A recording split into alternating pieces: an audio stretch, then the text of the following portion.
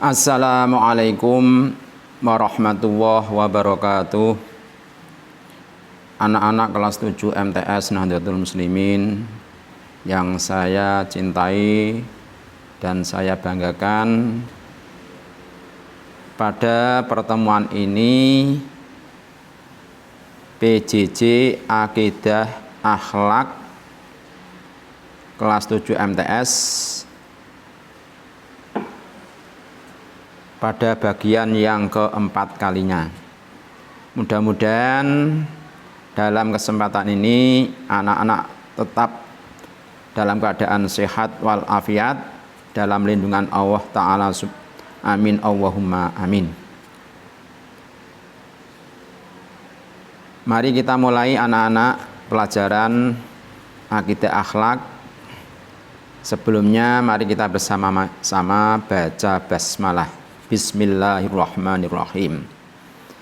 Mengulang kembali pada materi akhlakul madhmumah, akhlak tercela. Jadi akhlak itu ada dua, akhlak terpuji dan akhlak tercela. Akhlak terpuji dalam bahasa Arabnya disebut akhlakul mahmudah, akhlak yang baik. Nah, ini akhlak yang baik harus kita amalkan, harus kita lakukan. Nah, ini sudah disampaikan pada semester gasal dulu, akhlak terpuji. Ya, seperti ikhlas, kemudian istiqomah, kemudian tobat dan taat.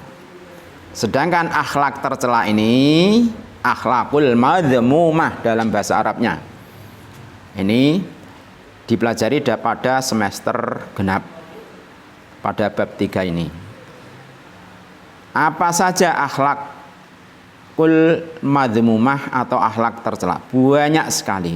Namun dalam materi ini yang dibahas hanya 3 saja, yaitu riya, sum'ah dan nifaq. Dulu sudah saya sampaikan akhlakul madhmumah, akhlak tercela. Di antaranya riya. Riya itu bahasa Arab. Dari kata ro'a, yaro, ri'aan, ri'aan, artinya melihat. Ini dalam arti bahasa, riya adalah ro'a, dari kata ro'a, artinya melihat.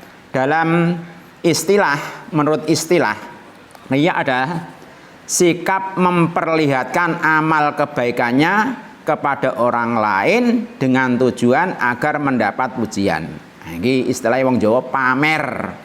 Ngamal pamer. Lah dipuji, lah disanjung wong liya. Ini namanya riya. Ini akhlak tercela, harus kita jauhi. Kemudian sama dengan arti riya, sama buruknya, sama tercelanya seperti riya adalah sum'ah. Sum'ah ini juga bahasa Arab, dari kata sami'a yasma'u sam'an, sum'an, artinya mendengar. Ini menurut bahasa artinya mendengar. Menurut istilah adalah sikap memperdengarkan, menceritakan amal baiknya kepada orang lain agar mendapat pujian. Tak kandak-kandak wong liya ngamalku. Nah, ini termasuk apa? Sum'ah. Ya, menceritakan atau memperdengarkan amal kebaikannya kepada orang lain. Ini sama saja tercela. Di dalam syariat Islam dilarang oleh agama. Riya maupun sum'ah adalah dilarang, termasuk akhlak tercela. Dalilnya riya sum'ah itu ada dalam surat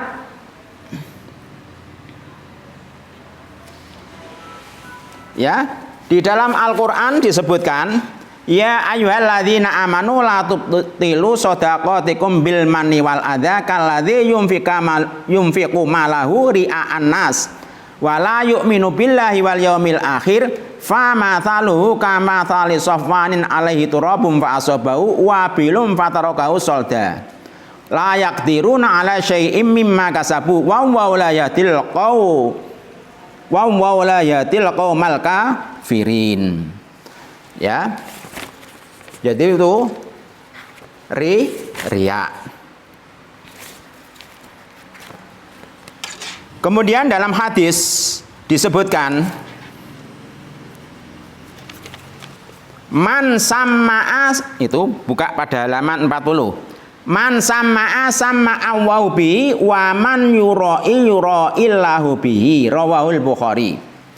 Barang siapa yang berbuat baik karena ingin didengar oleh orang lain, nah ini namanya sum'ah, menceritakan, memperdengarkan ya kepada orang lain, maka Allah akan memperdengarkan kejelekannya orang tersebut besok di hari kiamat pada orang lain.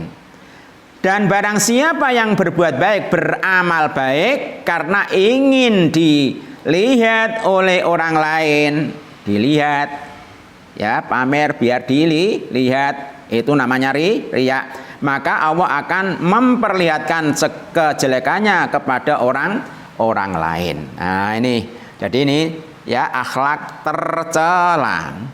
Kemudian ya larangannya tadi, satu Quran dalilnya, dua hadis ya, satu Al-Quran surat Al-Baqarah ayat 264, itu hadis man sama'a sama'a wa bihi wa man yura'illahu bihi, hadis sahih. Kemudian akibat perbuatan riya dan sum'ah, nah ini nek nglakoni riya pamer ngetok-ngetokno ngamale, itu akibatnya bagaimana? Ya, dampak buruknya. Satu, bisa dilihat pada halaman 41, riya termasuk syirik kecil. Ya. Riya termasuk syirik kecil. Semua orang yang berbuat syirik akan mendapatkan dosa dan murka dari Allah. Nah, adapun riya itu dikatakan syirik tersebut dalam suatu hadis, yaitu berbunyi inna akhwafa ma akhafu alaikum asyirkul asghar. Qalu ya Rasulullah wa ma syirkul asghar? Qala ar-riya. Artinya, sesungguhnya perkara yang paling aku khawatirkan dari beberapa hal yang aku khawatirkan yaitu syirik kecil. Para sahabat pada bertanya, apa syirik kecil itu ya Rasul? Ya Rasulullah, beliau menjawab riya. Nah ini, jadi riya ini termasuk syirik kecil, makanya harus kita hindari. Yang kedua, dampak negatifnya, akibat buruknya, amal kebaikannya bisa terhapus, bisa hilang. Seperti yang dijelaskan dalam Al-Quran surat Al-Baqarah ayat 264, wong sing riya ngamal krana pamer, ya, wong sing riya ngamal krana menungso, ya, biar disanjung, itu seperti tanah yang ada di atas batu kemudian kena hujan, lalu tanah yang ada di atas batu itu akhirnya hilang, ya, tidak membekas. Semono uga ngamal apik kok disertai dengan riya, ya, amalnya sia-sia, maka benar amal baiknya bisa hilang, tidak berguna sama sekali, sia-sia. Yang ketiga, dampak negatifnya riya ini akan mendekatkan seseorang pada kekafiran, bisa mendekati pada kekafiran yang bisa menjerumuskannya ke dalam neraka. Itu dampak negatifnya. Kemudian cara menghilangkan perbuatan riya. Nah, ini piye carane ngilangno riya, sifat sum'ah iku? Satu, ini caranya. Nah, ini bisa dilihat halaman 41. Tidak mudah berbangga atas pujian dari orang lain. Nek dilem ki aja sok bangga. Ya, ini. Jadi ini tidak mudah berbangga atas pujian yang diberikan oleh orang lain. Nah, itu. Yang kedua, membiasakan diri melakukan sesuatu dengan ikhlas. Ya. Jadi apa saja yang kamu amalkan, kamu lakukan itu harus disertai dengan ikhlas.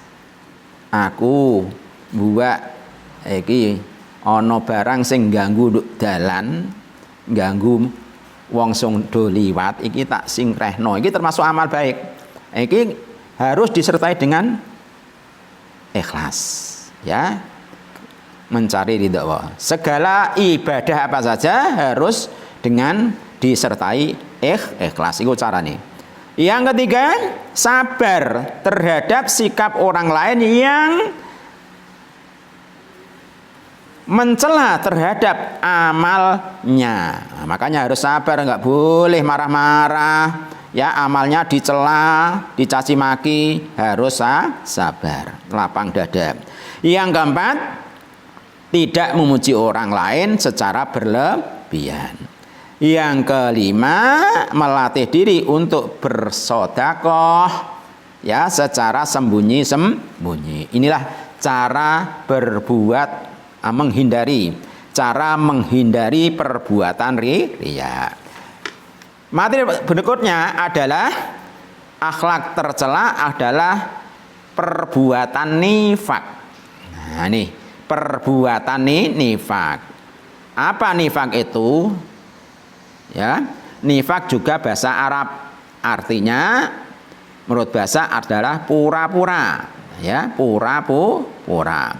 Sedangkan menurut istilah adalah sikap seseorang yang tidak menentu, berbuat tidak sesuai dengan ucapannya atau mengucapkan tidak sesuai dengan kenyataan. Ini namanya nifak. Jadi perbuatan. Nifak itu perbuatan. Adapun orang yang berbuat nifak disebut munafik. Munafik itu orangnya, perbuatannya disebut nifak. Ya. Jadi itu nifak. Jadi menampakkan, ya, lahirnya Islam tapi batinnya, ya, batinnya tidak Islam. Kemudian ciri-ciri bentuk nifak. 1. Beriman hanya sebatas lisan, ya. Jadi menyatakan dirinya iman Islam tapi hatinya sama sekali tidak punya iman. Ini ciri-cirinya. Yang kedua, senang bicara dusta, penggane bohong. Ini ciri-cirinya daripada nifak. Makanya dalam hadis tanda-tanda munafik itu ada 3. Ayatul munafiki salasun, idza hadasa kadziba, wa idza wa'ada akhlafa, wa idza tumina khana. Tanda-tanda munafik itu ada 3 macam. Jika berbicara selalu apa? Bohong. Apabila berjanji, ya, ia mengingkari. Apabila dipercaya, ia mengkhianati. 3 inilah, ya, terdapat dalam hadis tanda-tanda munafik. Ini harus dihindari. Yang ketiga, bersuara terlalu kencang, ya. Wa idza khasama fajara, rawahul Bukhari. Bila bertengkar maka ia curang. Yang keempat, suka memutarbalikkan keadaan atau berbohong, memutarbalikkan fakta. Itu termasuk tanda munafik. Ya, ciri-ciri munafik. Kemudian yang keempat, yang kelima, tidak konsekuen dan mudah memberi janji tanpa berpikir matang. Jadi itulah, ya, ciri-ciri orang munafik. Kemudian larangan berbuat nifak. Itu ada dalam Al-Qur'an. Ya ayyuhalladzina amanu taqullaha wa qulu qawlan sadida. Hai orang-orang beriman, takwalah. Hai orang-orang yang beriman, bertakwalah kepada Allah dan berkatalah dengan perkataan yang benar. Jadi jangan berkata yang bohong. Kemudian hadis yang lain, inna sidqa yahdi ilal birri wa innal birra yahdi ilal jannah. Wa innar rajula la yasaddaqu hatta yuktaba inda wa siddiqon wa innal kadhiba yahdi ilal fujur. Kemudian dampak negatifnya sifat nifak, akibat buruknya sifat nifak. Nah ini akibat bagi diri sendiri, ya, tercela di hadapan Allah, kemudian dianggap sebagai pembohong, dikucilkan dari masyarakat, mempersempit jalan rezeki, dihantui perasaan was-was, ditempatkan dalam neraka. Jadi ini akibat buruk, ya, dari diri sendiri. Bagi orang lain, akibat buruknya bisa menimbulkan fitnah yang merugikan orang lain. Yang kedua, dapat mempermalukan keluarga dan masyarakat karena apa? Tindakannya yang begitu tidak terpuji. Yang ketiga, dapat memancing perselisihan atau bisa menimbulkan perselisihan yang berlanjut. Jadi itulah akibat buruk daripada sifat nifak. Kemudian cara membiasakan sifat, menghindari sifat nifak, ya. Satu, sabar, ya, akan betapa buruknya sikap ini dan larangan agama terhadapnya. Jadi harus sadar, ya, sadar akan betapa buruknya, harus menyadari bahwa itu adalah perbuatan yang buruk, ya, larangan agama. Yang kedua, menyadari kerugian yang ditimbulkan, ya, daripada perbuatan nifak. Harus sadar itu merugikan baik dirinya dan maupun pada orang lain. Yang ketiga, yakin bahwa sifat nifak itu bertentangan dengan hati nurani manusia. Yang keempat, yakin bahwa kejujuran dapat menenteramkan hati seseorang. Jadi itulah, ya, cara membiasakan. Kemudian tambahan, ya, lagi materinya, nifak itu ada dua macam, anak-anak, ya, itu ditulis. Nifak ada dua macam. Satu, nifak iktiqadi. Dua, nifak amali. Nifak iktiqadi adalah suatu bentuk perbuatan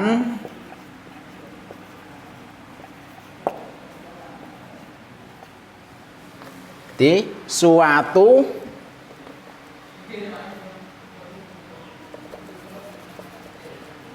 bentuk perbuatan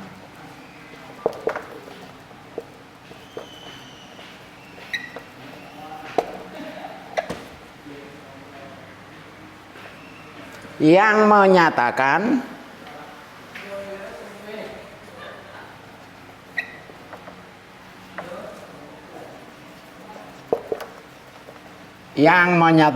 bahwa dirinya menyatakan iman, menyatakan dirinya iman kepada Allah, tetapi, nah ini, hatinya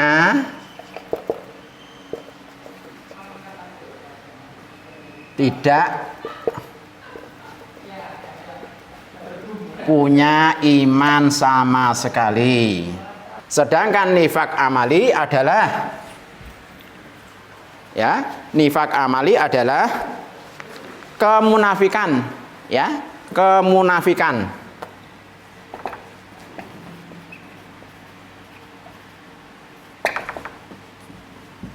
Kemunafikan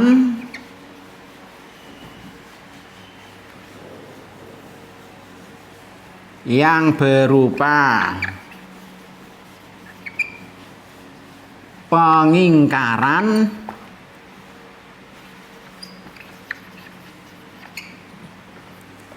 atas kebenaran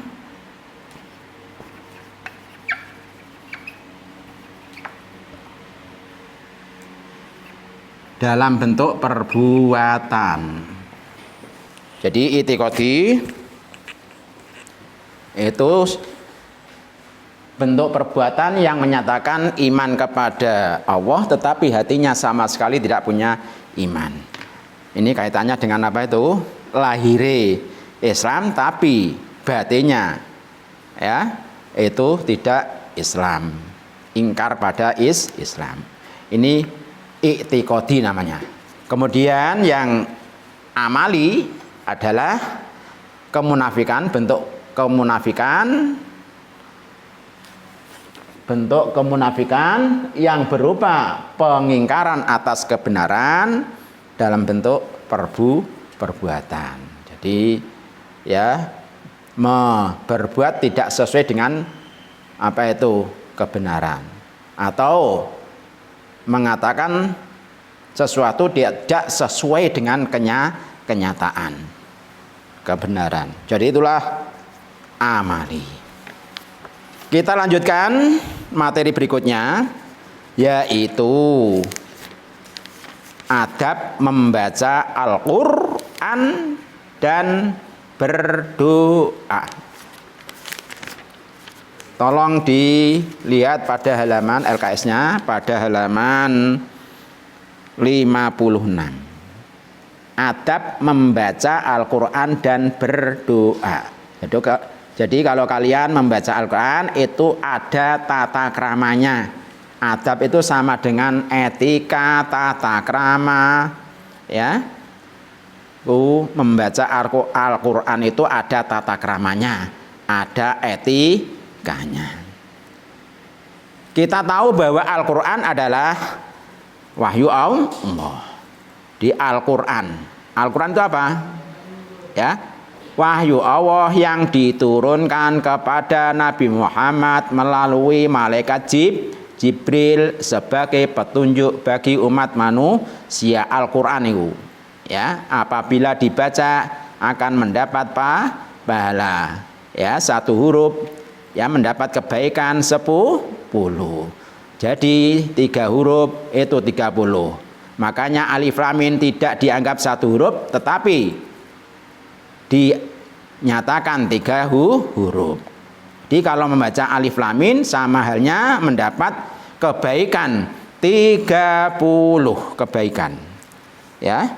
Kemudian anak-anak tentu saja ya hendaklah membaca Al-Qur'an walau ayatan, walau 1 ayat.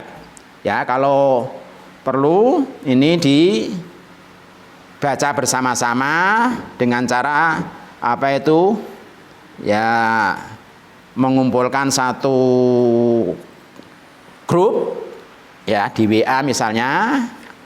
Ya, ambil 30 anak kita bagi satu Al-Qur'an 30 juz, kemudian dibagi satu-satu akan mendapat ya bagian 1 juz.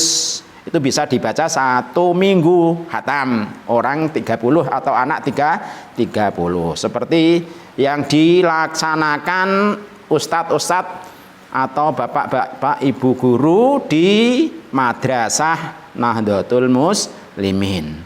Itu istiqomah setiap minggu itu khatam 30 juz itu bagi guru sejumlah berapa itu anak? 30 guru. Itu mulai dulu sampai sekarang sudah ada 2 tahun atau 3 tahun itu ya istiqomah membaca Al-Qur'an, khatam Al-Qur'an dibagi 30 orang. 1 orang bisa ya dapat satu juz. Dibaca 1 minggu sudah cepat kok ya.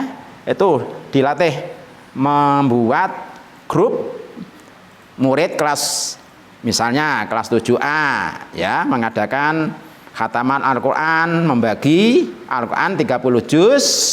Cari anak-anak teman-teman sejumlah 30 juz, kemudian dibagi satu minggu harus khatam. Ini bisa dilaksanakan bagus ya. Ini rutin istiqomah seperti Pak Guru dan Ibu Guru Madrasah Nahdlatul Muslimin. Jadi coba dicoba ini ya, 30 juz dibagi 30 anak. Ya, 1 minggu sudah bisa menghatamkan Al-Qur'an. Kemudian jadi Al-Qur'an tadi ya, firman Allah atau wahyu Allah yang diturunkan pada Nabi Muhammad melalui malaikat Jibril sebagai petunjuk bagi umat manusia yang apabila dibaca mendapat pahala. Kemudian ilmu yang paling utama dipelajari, nah itu adalah ilmu Al-Qur'an. Tidak ada ilmu yang lebih utama dibandingkan dengan ilmu Al-Qur'an. Jadi mempelajari Al-Qur'an ya, ilmu yang paling utama dipelajari adalah ilmu Al-Qur'an. Makanya dalam hadis disebutkan khairukum man ta'allamal Qur'an wa 'allamahu. Sebaik-baik kamu adalah orang yang mempelajari Al-Qur'an dan mengajarkannya. Ya. Belajar Al-Qur'an dan mulang Al-Qur'an itu dikatakan sebaik-baik orang. Makanya hendaklah kalian mempelajari ilmu-ilmu Al-Qur'an.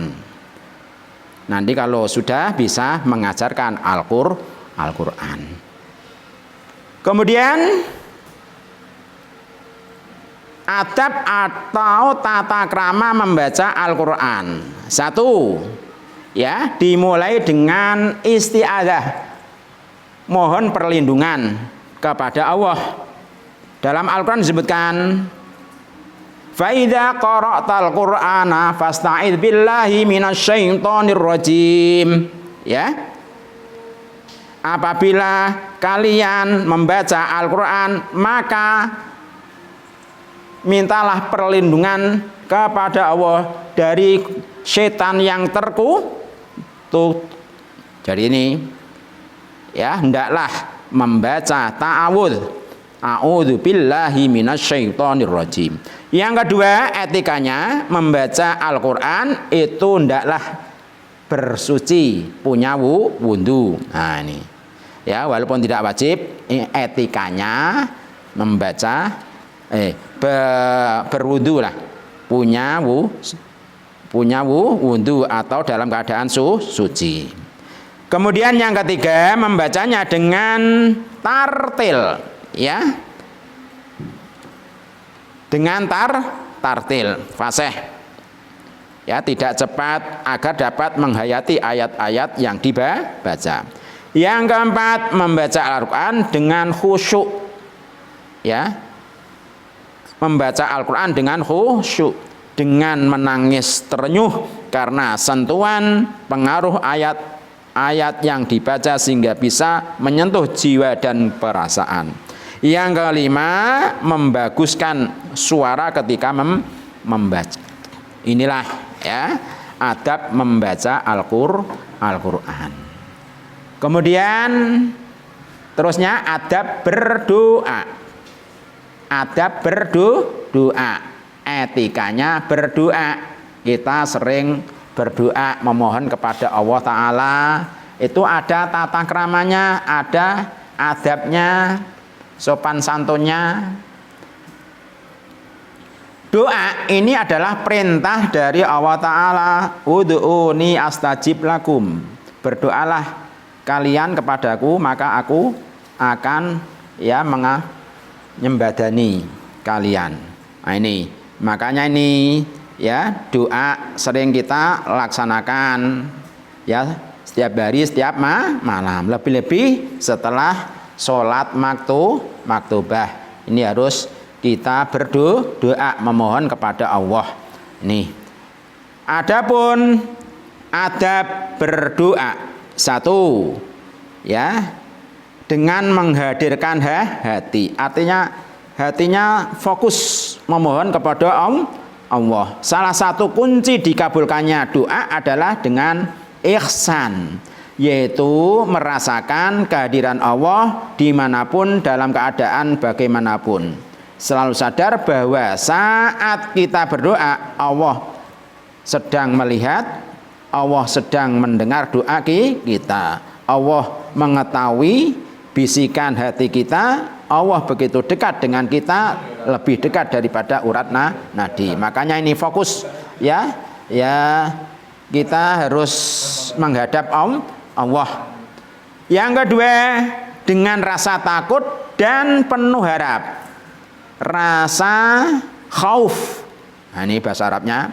Dan roja, mengharap rahmat Allah. Kita harus benar-benar khauf, takut akan azab Allah, takut akan murka Allah, dengan disertai roja, mengharap rahmat Allah. Jangan putus asa. Yang ketiga, dengan suara lembut. Ya, karena Allah begitu dekat dan maha mengetahui, maka suara orang yang berdoa itu bagaikan mendesah, meratap dan mengibah.